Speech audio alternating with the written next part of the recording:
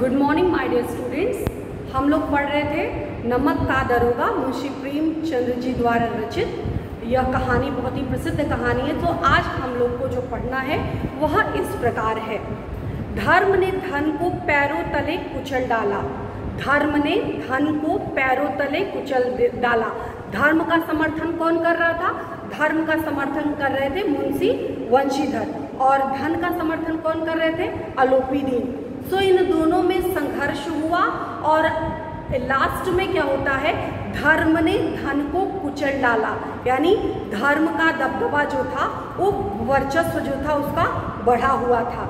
एक हृष्ट पुष्ट यानी स्वस्थ सबल पैसे वाले ताकतवर मनुष्य को हथकड़ियां लिए हुए अपनी तरफ आते देख चारों ओर निराशा और कातर दृष्टि से देखने लगे।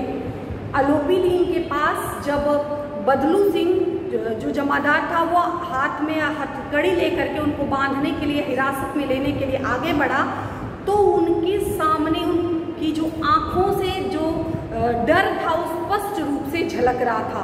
वो अपनी कातर नेत्रों से, नजरों को दबाए हुए अपनी कातर नेत्रों से वो देख रहा था कि शायद किसी तरह से वंशीधर को दया आ जाए। और अंततः कातर निराश मतलब पूरी तरह से वो हताश हो चुके थे कि हर तरह से धन का जो प्रभुत्व था, धन का जो दबदबा था, वो दिखा करके थक चुके थे। अंततः वह निराश हो करके वह एकाएक जब अंत में कुछ समझ में नहीं आया तो अलोपीदीन जमीन पर गिर पड़े और मूर्छित हो गए। अब एक पैराग्राफ हम पढ़ते हैं, फिर उसके बाद इसका अर्थ बताएंगे। दुनिया सोती है पर दुनिया की जीभ जागती है। मतलब भले ही लोग रात के समय सो रहे, रात का समय नींद के लिए, सोने के लिए, लेकिन यहाँ भले ही लोग सो रहे हैं, लोगों की जीभ जागती रहती है। यानी जो बातें होती हैं, प्रपंच होता है, वो चलता रहता है, अनवरत चलता रहता है। सवेरे देखिए बालक वृद्ध सबके मुंह में यही बात सुनाई देती थी। जिसे देखिए वही पंडित जी के इस व्यवहार पर टीका टिप्पणी कर रहा था। पंडित जी यानी अलोपीदीन के इस व्यवहार पर और वंशीधर के इस व्यवहार पर टीका टिप्पणी जो है वह हो रहा था। निंदा की बौछारें, जिस तरह बौछार होती है, जिस तरह जिस तरह तीर से बौछार की जाती है, उसी तरह लोग अपनी जो तीक्ष्ण जुबान से बौछार कर रहे थे। ये जीभ होती है ना, ये जिह्वा से जो तीक्ष्ण बाढ़ जो होते हैं वह लोग छोड़ रहे थे। मानो संसार में अब पापी का पाप कट गया। पानी को दूध के नाम से बेचने वाला ग्वाला, कल्पित रोज नामचा भरने वाला अधिकारी वर्ग, रेल में बिना टिकट सफर करने वाले बाबू लोग, जाली दस्तावेज बनाने वाले सेठ साहूकार, यह सब के सब देवताओं की भांति जो है वह गर्दन चला रहे थे। गर्दन चलाना मतलब तरह तरह की बातें कहना, तरह तरह की चीजें कहना। कहते ही नहीं, जिन जिन लोगों का यहाँ पर जिक्र किया गया, पहला दूध में पानी मिलाकर बेचने वाला।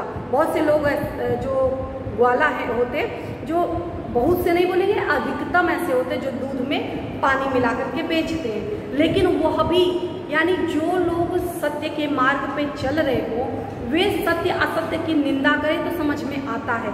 लेकिन यहाँ तो ऐसे लोग कह रहे हैं जो खुद ही अपाद मस्तक का मतलब होता है कि सिर से लेकर पैर तक खुद ही जो है बेईमानी में पूरी तरह भ्रष्टता में डूबे हुए हैं, वे लोग भी निंदा कर रहे हैं। तो दूध बेचने वाला, फिर बताते रोज नामचा मतलब जैसे कोई अटेंडेंस लेता हो कोई अधिकारी, और अनावश्यक जिसका मन किया उसका प्रेजेंट लगा दिया, जिसका मन किया एब्सेंट लगा दिया, कोई भी अधिकारी। सो जो हर व्यक्ति अधिकारी से लेकर के जो चपरासी होता है, हर व्यक्ति जो है उनकी निंदा करने के लिए लगे हुए थे। बताया कि जो लोग रेल में टिकट नहीं करते, सामान्य लोग, सोचो जो लोग रेल में यात्रा करते हैं और टिकट नहीं लेते, वे लोग भी सिखाने लगे। शिक्षक हूँ सिगरो जग को, मोको का तू देते हैं शिक्षा। जिसको रास्ते कहते जिसको रास्ते चलने का अदब नहीं था, वो लोग भी सीख दे रहे थे। सबकी बातें, सबकी गर्दन चल रही थी, सब लोग तरह तरह की बातें जो है वह कर रहे थे। तो और बताते हैं कि जो नकली दस्तावेज बनाते हैं वे लोग, सेठ साहूकार लोग, सब लोग तरह तरह की बातें जो है वह कर रहे थे। जब दूसरे दिन पंडित अलोपी दिन अभियुक्त होकर कांस्टेबलों के साथ हाथों में हथकड़ियां, हृदय में ग्लानि माने अफसोस, ग्लानि और क्षोभ यानी दुख कष्ट, क्षोभ भरे लज्जा से गर्दन झुकाए अदालत की तरफ चले तो सारे शहर में हलचल मच गई। अब यहाँ पर अलोपी दीन के विषय में बताया कि उनकी जो भाव भंगिमा थी वह कैसी थी। उनको देख करके ऐसा लग रहा था कि मन ही मन कहीं ना कहीं उनके अंदर पछतावा हो, कहीं ना कहीं किसी प्रकार। अब पछतावा ये भी हो सकता है कि इनको हमें दूसरे तरीके से हैंडल करना चाहिए था। किसको?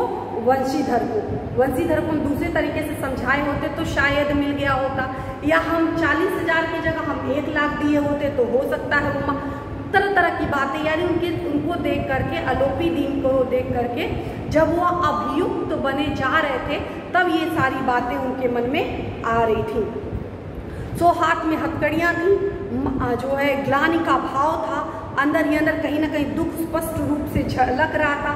और ऐसी मुद्रा में, ऐसी भाव भंगिमा में जब वो आगे बढ़ रहे थे तो लोग जो है बड़े ही व्यग्रता के साथ, लोग बड़े ही व्याकुलता के साथ उनको देख रहे थे।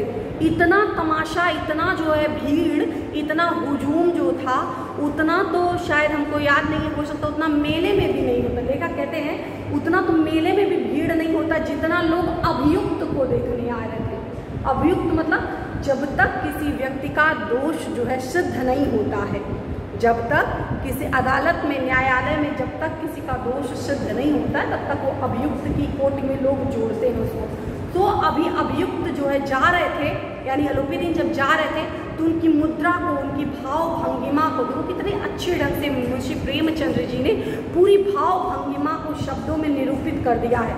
सो कहते हैं कि कितने ही, जैसे इतना हलचल मचा हुआ था, लोगों की नेत्रों में इतनी व्यग्रता थी, स्पष्ट रूप से जो है वह दिखाई दे रही थी।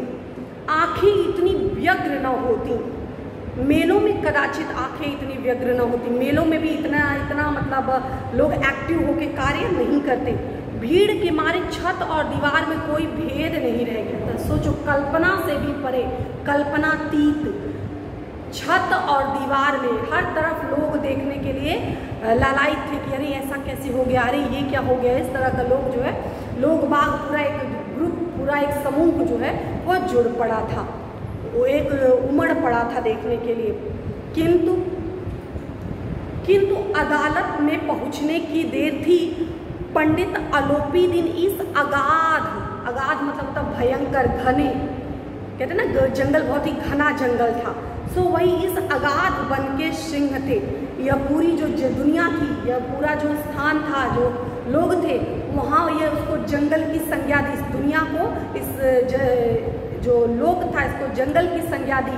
और इस वन के जो अलोपी दीन थे वह क्या थे? सिंह थे। अधिकारी वर्ग उनके भक्त थे, अमले उनके सेवक थे, वकील मुख्तार उनकी आज्ञा पालक, और अर्दली चपरासी इत्यादि जो थे, अर्दली, चपरासी और तथा चौकीदार तो इनके बिना माल के गुलाम थे। कहते हैं कि जब तक वह बाहर थे, यानी जब तक वह वंशीधर के गिरफ्त में थे, तब तक वह कुछ नहीं कर पाए, असहाय थे, कातर दृष्टि से देख रहे थे। लेकिन जैसे ही वह न्यायालय में पहुंचे, वो तो उसके क्या थे? धुरंधर खिलाड़ी थे, शतरंज के खिलाड़ी थे। उन्हें अच्छे से पता था किसको किस तरह से हैंडल करना है, किसको किस तरह से जो है वह परास्त करना है। सो बताया कि हर व्यक्ति, इनका तो कुछ लोग अधिकारी वर्ग तो उनके आज्ञापालक, वकील मुख्तार लोग तो लगे हुए थे कि साहब किसी तरह से हमें आदेशित करिए, हम आपके आदेश का पालन करने के लिए वह तैयार है, हर तरह से तैयार होकर के बैठे हैं। और चपरासी, अर्दली, छोटे छोटे जो मतलब बाबू, चपरासी, ये लोग तो एकदम अपने आप में सेवक बने पड़े थे, इनके लिए कुछ पैसा देने की आवश्यकता ही नहीं थी। जो बड़े बड़े अधिकारी थे वे भी सरेंडर करने के लिए, वे भी आत्मसमर्पण करने के लिए इनके आगे तैयार थे। उन्हें देखते ही लोग चारों ओर से दौड़े। किसको? अलोपी दीन को। देखो एक तरफ वंशीधर है, एक तरफ अलोपीदीन है। अलोपीदीन अपाद मस्तक भ्रष्ट बेईमानी से भ्रष्ट हैं। तो उस भ्रष्टाचारी को देखने के लिए पूरा एक हुजूम उमड़ पड़ा है और चारों ओर लोग देखने के लिए आतुर हो पड़े हैं। सभी लोग विस्मित हो रहे हैं। किस लिए सभी लोग विस्मित हो रहे हैं? कि अलोपीदीन ने क्यों यह कर, इसलिए विस्मित नहीं हो रहे हैं कि क्यों अलोपीदीन ने यह कर्म किया, बल्कि इसलिए कि वह कानून के पंजे या कानूनी पंजे में कैसे फंसे। लोगों के विस्मय का जो वजह था वो ये वजह नहीं था कि कैसे जो है उन्होंने इतना जो घृणित कार्य, क्योंकि इस बात से लोग दुखित नहीं थे, इस बात से लोग व्यथित आश्चर्यचकित नहीं थे। लोगों को इस बात का आश्चर्य था कि इतने बड़े जाल में ये फंसे तो फंसे कैसे। जिसके पास पैसे की शक्ति, जिसके पास जो है अधिकारी सब उनके गुलाम बने पड़े हैं, जिसके पास वाक चतुरता है, तो वह भी कैसे फंस गया। लोग ये बात तरह तरह से सोच रहे थे। ऐसा मनुष्य, क्या कहते हैं, ऐसा मनुष्य जिसके पास असाध्य साधन,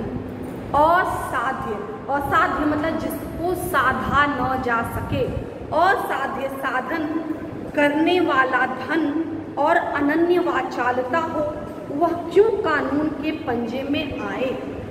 कहते जिनके पास पैसा है और पैसे से हम कोई भी लक्ष्य जो है वह साध सकते हैं, पैसे के द्वारा हम किसी को भी नतमस्तक कर सकते हैं। स्टार्टिंग में जब हमने पढ़ाया था तो हमने बताया था कि इसी लेसन इस बुक में इस कहानी में लिखा है कि जो धन होता है, धन का न्याय और नीति, ये दोनों जो होते हैं खिलौने होते हैं, ऐसा इस पाठ में बताया गया है।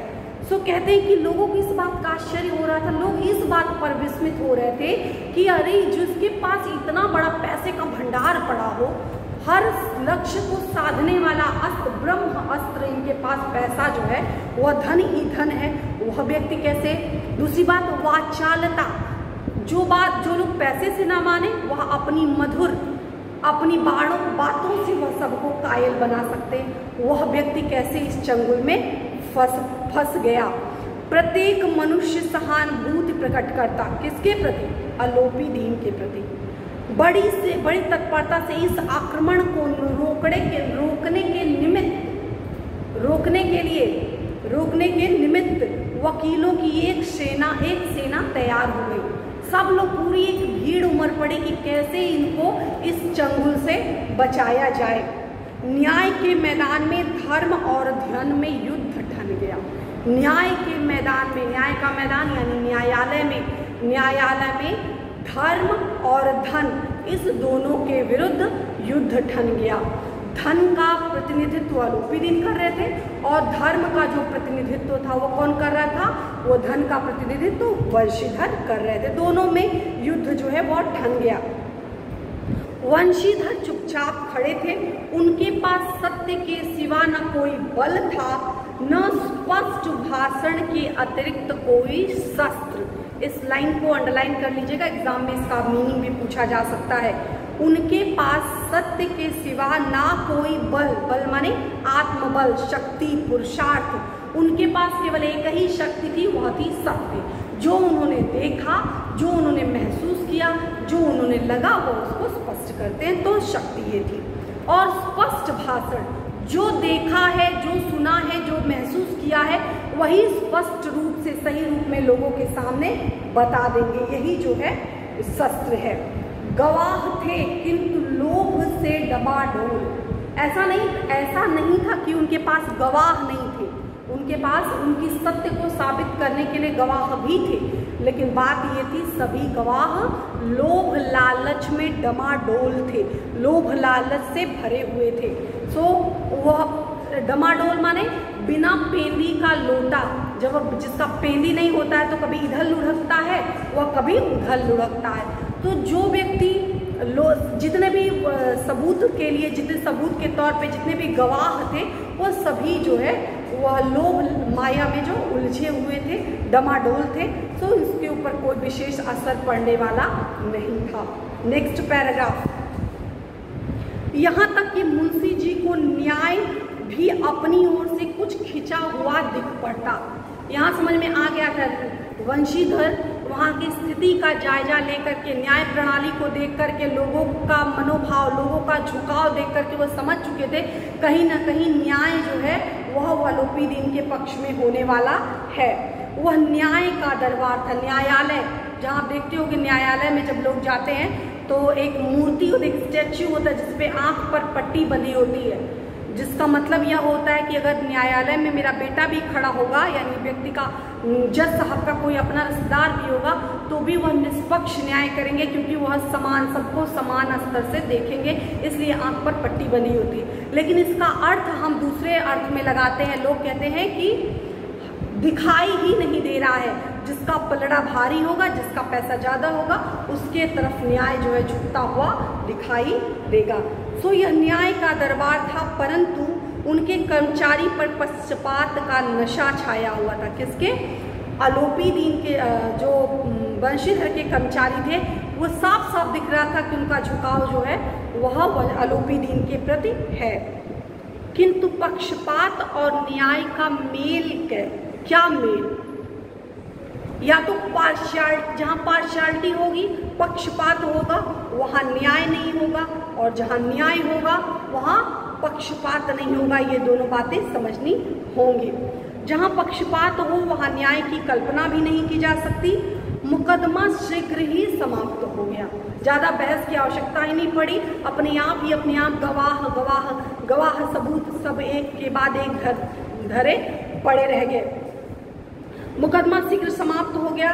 डिप्टी मजिस्ट्रेट यानी जो जज साहब, डिप्टी मजिस्ट्रेट ने अपनी तजवीज़ मतलब पूरा ब्यौरा, विवरण, कहते हैं ना, तमाम सबूतों, गवाहों को मद्देनजर रखते हुए जो है इस नतीजे पे अदालत इस नतीजे पे पहुंची है कि ये फला व्यक्ति जो है दोषी पाया जाता है और इसको इस दफ़ा के तहत जो है इसको सज़ा दी जाती है, और अपोजिशन को ताकीद की जाती है कि आपको ये सज़ा, आपको ये ऐसे सुधार करना है।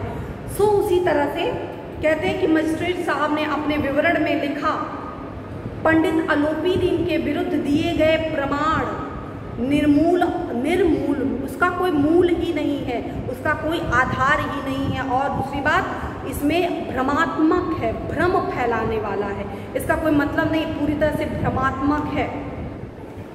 एक बड़े भारी आदमी यह कल्पना के बाहर है कि थोड़े से लाभ के लिए ऐसा दुस्साहस यानी बुरा कृत्य, ऐसा दुस्साहस करेगा। यद्यपि नमक के दरोगा मुंशी वंशीधर का अधिक दोष नहीं है, अधिक दोष नहीं होना माने दोष तो है, लेकिन इनका दोष जो है वह अधिक दोष नहीं है। और लेकिन यह बड़े खेद की बात है कि उनकी उदंडता माने शरारत, उनकी इस शरारत के कारण और विचारहीनता के कारण एक भले मानस को कष्ट झेलना पड़ा। भले मानस किसको? भले मानस कौन? अलोपीदीन, जो अपाद मस्तक भ्रष्ट हैं, उनको कहा जा रहा है भले मानस। किसके द्वारा? जज साहब के द्वारा। क्यों?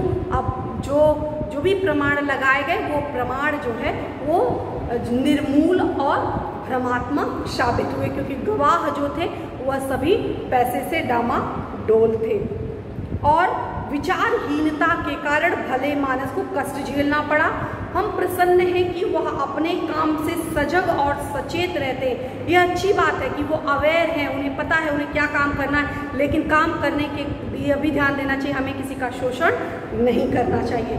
किंतु नमक से मुकदमे की बढ़ी हुई नमक हलाली मतलब कि नमक जो हमने खाया है उसका हम जो है परिणाम देखें, नमक का जो कर्ज है हम उसका अदा करें। सो नमक हलाली, नमक हराम माने जो नमक खाया है उसके प्रति हम कृतज्ञ ना हो तो उसको नमक हराम कहते हैं, और जो लोग कृतज्ञ होते हैं उसे हम कहते हैं नमक हलाली।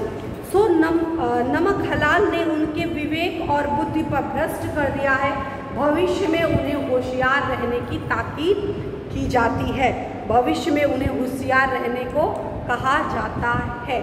सो ये इस प्रकार यहाँ तक का एक्सप्लेनेशन था। Thank you.